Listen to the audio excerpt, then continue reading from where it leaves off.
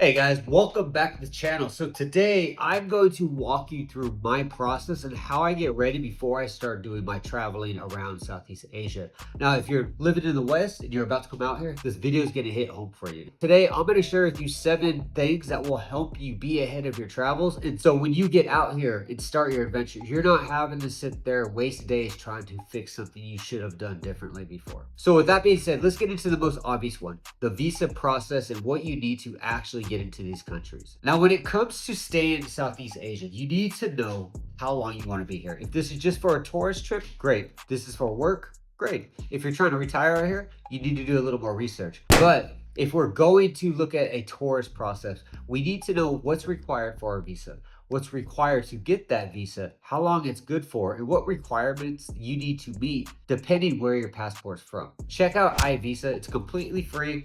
Go there, put in your passport origin, and put in where you're trying to go. And it will tell you right at the top exactly what visa you need to get. It is also important to look how to renew these visas. If you want to stay past what you're applying for, you want to know what the situation is. But definitely make sure you know what the limitations are and what you need to do to extend those visas if you decide to stay past the limit that you originally intended. Your next one is going to be housing and accommodation. I normally don't pre-plan my accommodations. I might get something for the first couple of days or the first week, but I never get anything long term. So when you do come out here, find out where you're going to be, what city you're going to land in, and get a hotel for probably 2 or 3 days just so you can kind of get in there and walk around, see what's going on in the city.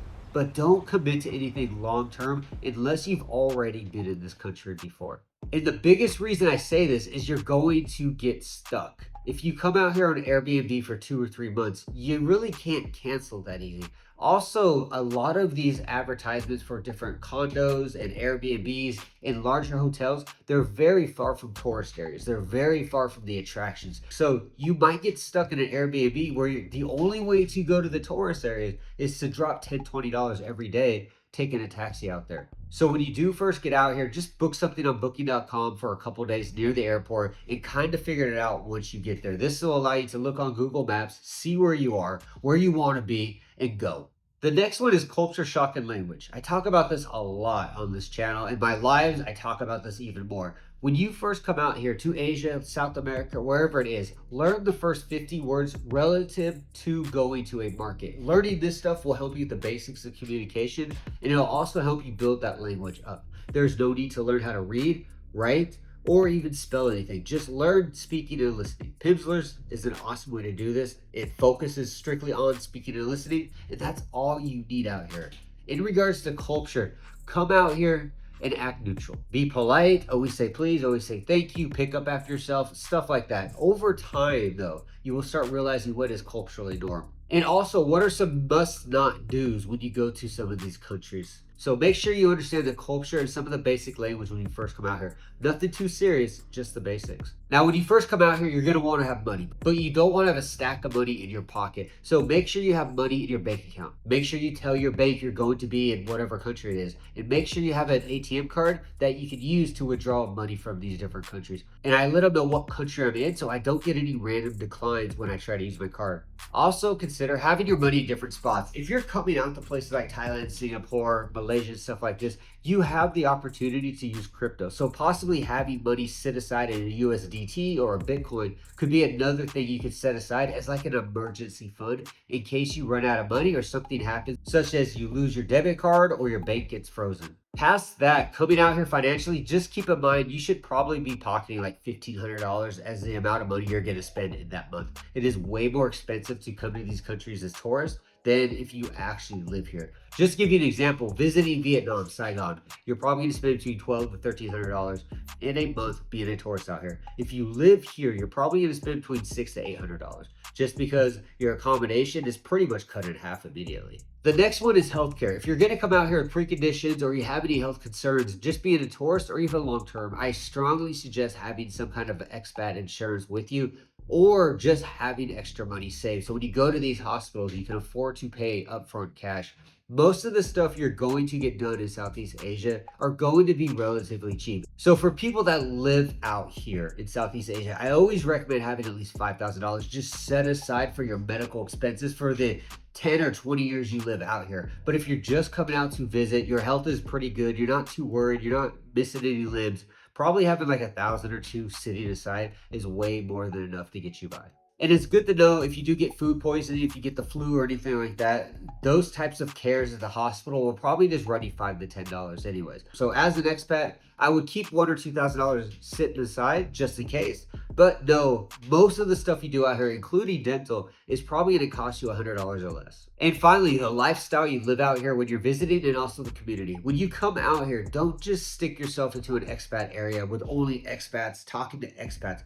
Meet the community. Go outside of these normal tourist areas. Go see the beaches in some of the local towns. Go to the small village areas.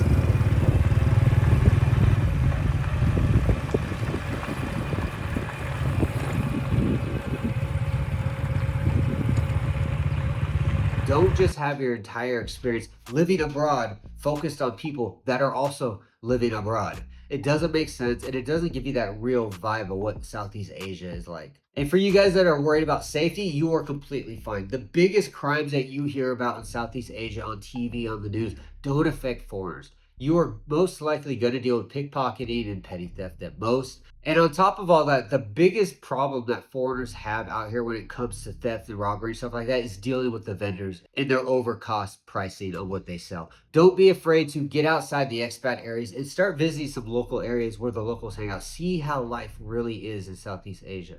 These tourist spots, they're made to make you think away. So definitely, if you're at a hotel, ask them where to go. If you're at a hostel, talk to the other backpackers. There's going to be somebody there that's going to tell you where you need to go to get that real authentic vibe. So hopefully that recaps everything for you. Coming down to get your visa, how to figure out your accommodations and housing, making sure your finances are in check, making sure you have enough or you know at least what to do when it comes to your health insurance and just your health in general. And most of all, don't get stuck out here hanging out only with expats. I know it's fun. I know it can be cool. Big parties, big fun, but explore the country. You didn't fly across the world to be back home. You flew across the world to see a different side of the world. Know that you are going to be safe out here majority of the time. The big things you hear about on TV are things that the locals and expats don't deal with. And also for you guys that are out here that want to live out here, you want to set your new life, your new objective to be in Southeast Asia, definitely check out my members section. I have this video right here that goes over how to write a 3-year plan. So when you do come out here, you'll know what to do,